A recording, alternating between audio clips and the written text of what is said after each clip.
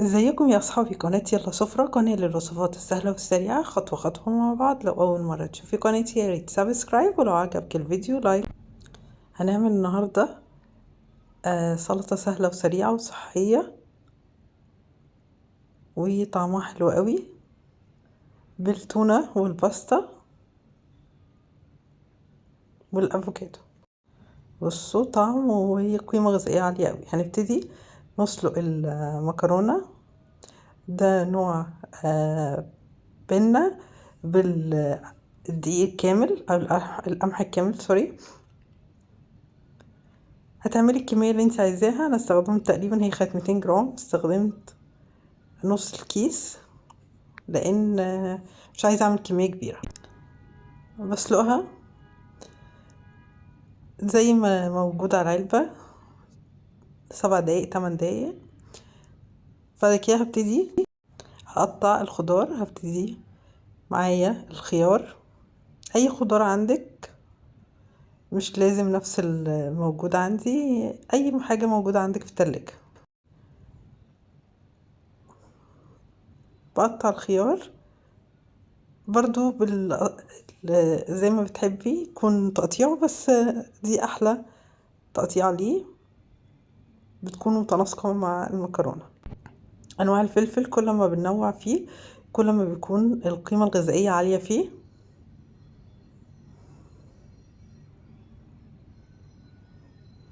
قطع برضو مربعات صغيرة زي الخيار.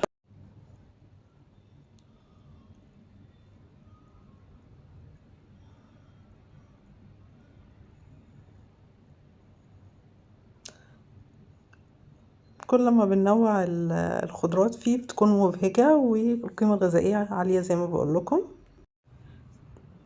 كان عندي الأحمر كمان، فلفل أحمر.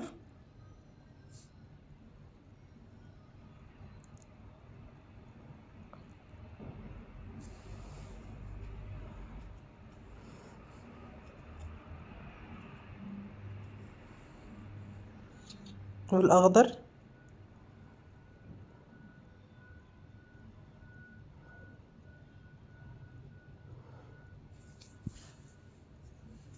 بالشكل دوت. هبتدي بقى كمان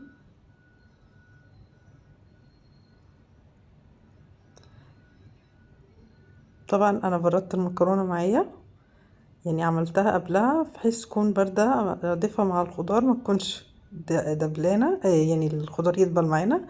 هبتدي احط سبايسي فلفل حسب الرغبه.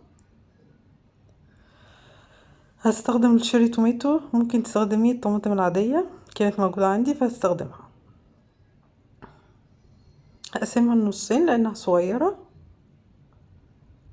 لو الطماطم كبيرة هقطعها مكعبات برضو صغيرة. هبتدي اقطع بصلة معايا.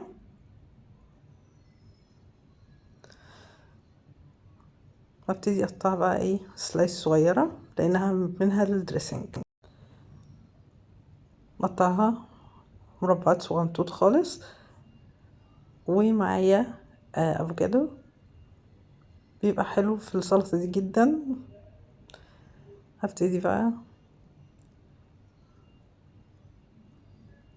كانت جامدة معايا شوية. كل ما بتبقى قطعتها كل ما بتكون قطرة شوية كل ما بتكون طعمها احلى. وابتدي اعصر عليها ليمون، عصير ليمونة كاملة. بعد كده هضيف الملح والخل.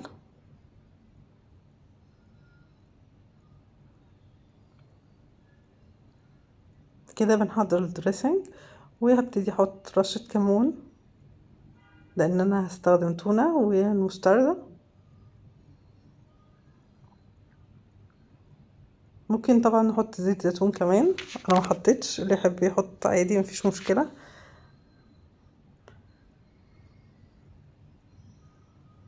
ممكن كمية بسيطة قوي من المايونيز.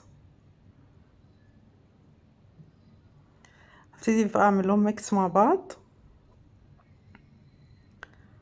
وابتدي اعمل لهم احط بقى الدريسنج دوت مع الخضار اللي احنا قطعناه. وهنضيف بعد كده الباستا وافضي علبة تونة وابتدي اعمل لهم ميكس مع بعض بالشكل ده. بصوا الالوان بقى والطعم بجد حلو قوي، لازم تجربوها.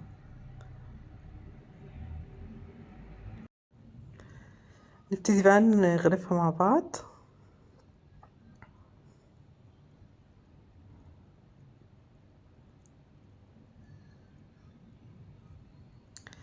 ممكن ارش عليها بارميزان، او لو مش حابه ما ترشيش. انا كانت عندي قطعه، لو مش موجوده مفيش مشكله. بصوا بالشكل دوت. هنبتدي بقى نعمل نوع سلطه تاني حلو جدا، بنجر. بصوا شكلها، سلطه البنجر بالجرجير والبصل، مفيده جدا. بعد ما غسلت البنجر هبتدي اسلقه،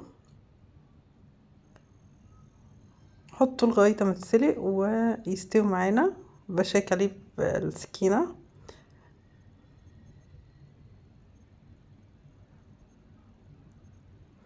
بعد كده بطلعه ويقشره بكل سهوله.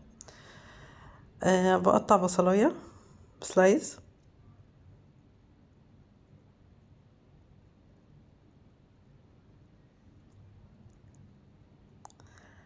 بعد كده بعد ما اقطعها، طبعا البصل الاحمر بيكون طعمه حلو جدا في السلطات. خلاص قطعتها، هبتدي احط الدريسنج معانا. ابتدي احط معلقه عسل نحل، عسل ابيض، معلقه خل، ليمونه، عصير ليمونه. وهبتدي احط كمان كمون، رشه ملح، والبصل. اخلي البصل فيه كده شويه، بيقلل من نكهته القويه، ورشية الملح. ابتدي بقى اقطع البنجر مربعات صغيره، او باي طريقه انت تحبيها، بس انا حبيت اقطعه مربعات صغيره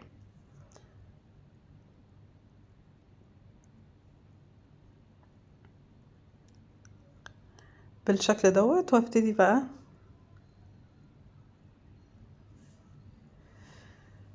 استخدم الكميه اللي انا عايزاها. انا تقريبا عملت 2. هنبتدي بقى نحضر الطبق بتاعنا اللي هنقدم فيه. هبتدي احط ممكن جرجير، خس، الخضار اللي عندنا. ده بوكس بيتباع في السوبر ماركت، فانا جبته اسهل، بس اي خضار عندك. هبتدي بقى اضيف البنجر. في طريقة تانية لسلطة البنجر ان شاء الله هبقى اعملها معاكم برضو، سهلة جدا وطعمها مختلف، طعمها حلو جدا برضو. وهبتدي احط الدريسنج اللي انا عملته من البصل والعسل والخل والليمون والكمون. والصوب بالشكل ده طبق شهي جدا وخفيف ومغذي جدا. جربوه. مستنية اراءكم. لو اول مرة تشوفي قناتي ياريت سبسكرايب، ولو عجبك الفيديو لايك، وبألف هنا.